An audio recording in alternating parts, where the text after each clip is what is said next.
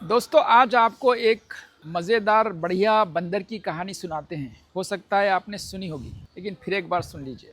कहते हैं कि एक जंगल था और जैसे कि आप जानते हैं जंगल में जंगल का राजा शेर होता है। सदियों से ये परंपरा चली आ रही थी कि हमेशा ही जंगल का राजा शेर, जंगल का राजा शेर। तो सारे जानवर उकता गए, बोले ये क्या बात है, हमेशा जंगल का राजा शेर।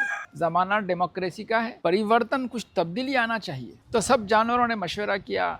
शेर भी बेचारा, जब इतने सारे जानवर उसके सामने आकर अपनी अपनी बात कहने लगे तो उसने भी हथियार डाल दिए। उसने कहा चलो चुनाव करो और अपना राजा सिलेक्ट कर लो। अब जंगल में वैसे तो कई किस्म के जानवर होते हैं, आप जानते ही हैं। हाथी है और भालू है, हरन है, चीता है, जिराफ है, सब जानवर होते हैं। लेकिन जानवरों ने कहा कि भाई हमें जो जानवर चाहिए अक्लमंद चाहिए, क्योंकि जंगल के राज का मामला है। तो सब लोगों ने मिलके बंदर को वोट दिया और बंदर को जंगल का राजा बना दिया। जंगल का राजा, अब बंदर जो है राजमहल में रहने लगा।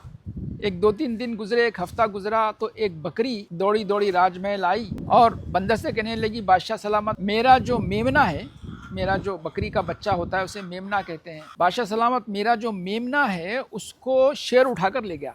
मेरे बच्चे को बचाइए आप। अगर मेरे बच्चे को बचाएंगे तो आपका बहुत भला होगा, वरना शेर मेरे बच्चे को खा जाएगा। तो बंदर ने जैसे ही ये बात सुनी, उसने फौरन राजमहल से निकला, एक पेड़ के ऊपर छलांग लगाई और जाके एक पेड़ पे बैठ गया और वहां से फिर छलांग लगाई और दूसरी पेड़ की शाख पे बैठ गया। तो बकरी ने कहा, हुजूर जल्दी कुछ कीजिए वरना शेर जो है अभी कुछ देर गया होगा, अगर आप कुछ करेंगे तो शायद मेरा बच्चा बच जाए वरना वो खा जाएगा। तो बंदर ने फिर पेड़ से छलांग लगाई और दूसरी पेड़ की शाख पे चल गया और फिर वहां से उछला और तीसरी पेड़ पे चला गया, फिर वहां से उछला और एक शाख पे गया।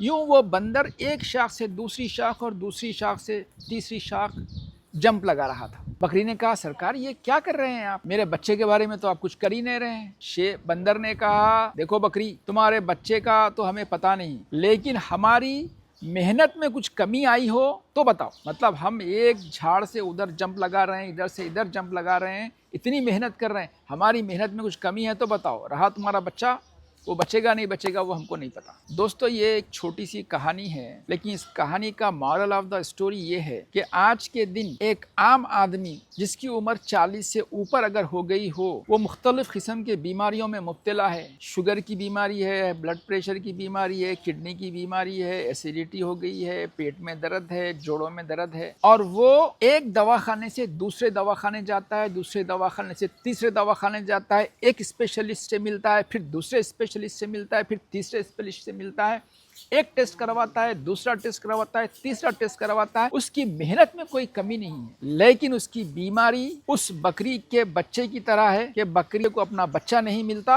और इस मरीज को सेहत नहीं मिलती। तो दोस्तों अगर आपको सेहत चाहिए तो इधर से उधर जंप मत लगाइए, बल्कि एक ही जंप सही लगाइए और वो है नेचुरोपैथी। नेचुरोपैथी में आइए। नेचुरोपैथी आपको हर किस्म की बीमारियों से निकाल कर बाहर करती है, आपके अंदर एनर्जी की एक नई लहर दौड़ा देती है, आपकी ज़िंदगी के अंदर एक नया न सिर्फ लुत्फ़ आएगा बल्कि आप एक नई ज़िंदगी जीना शुरू करोगे। और आपको इसके लिए ना लंबे चौड़े टेस्ट करवाने हैं, ना भाग दौड़ करनी है, बस अपनी ज़िंदगी में छोटी छोटी तब्दीलियाँ लाना है। हम यहाँ पर कोई करामत, कोई मौजज़ा, कोई चमत्कार नहीं करने वाले हैं, ना कोई आपको दवा देने वाले हैं, ना आपको कोई दुआ देने वाले हैं। दुआ तो आप देंगे जब आप दवाई लेना बंद कर देंगे। तो आइए मुफीद वेलनेस सेंटर से रुजू होइए और हमसे जुड़िए। आपका मुंतज़िर। शुक्रिया। अस्सलाम वालेकुम।